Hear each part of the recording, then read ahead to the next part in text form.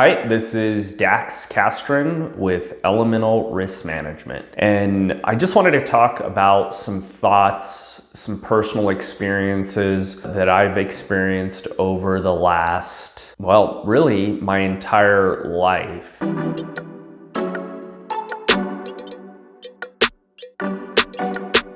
Historically, I had been maybe somewhat financially risk adverse, and definitely at times physically with different activities or sports in my life in my younger days, more risk inclined. Probably about 5 years ago, I kind of realized that those times of being more risk inclined, maybe doing activities that were more dangerous, skiing, riding motorcycles, motocross. That whole time I was really actually learning to manage risk, learning how to assess and decide how to approach risk in a methodical way by reducing the potential for error and variables. Didn't always work out that way. I think that's part of taking risk. I have definitely applied that in business, in clients, and really kind of come to this concept that if you don't take risk, there is no positive, no return. If you're not willing to do things, you're not willing to take the risk to start a business, or take the risk to launch a new product, or take the risk to, let's say, take a certain job.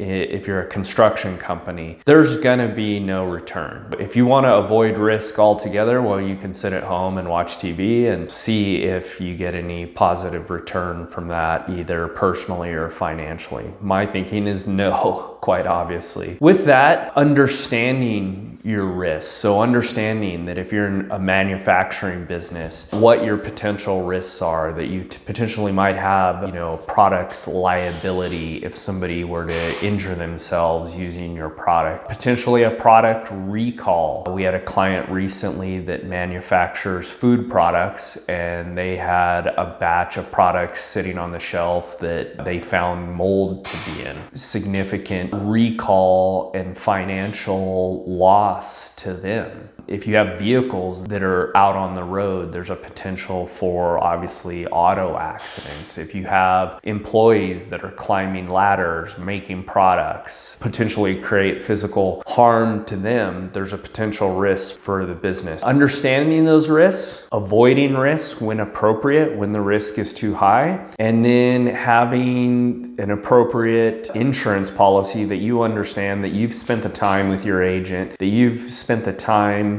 designing so that you, as a business owner, as a CEO of a corporation, understand how your risk management program is going to respond when an accident does happen, that there are no surprises. Putting that trust into your agent, into the company that you work with, to understanding how your risk transfer works, how you're transferring those risks to a risk taker, to an underwriting insurance company, is critical in knowing what your potential exposure and loss could be to your business, to your corporation. And then also understanding that not all accidents, not all risk exposures are potentially gonna be covered by and transferred to an insurance company. There's just some things that insurance doesn't cover. Be aware that those are the hidden risks, what we call kind of hidden underneath the iceberg. I hope that's some helpful information about understanding and kind of a philosophy towards risk, but yeah, no risk, no reward.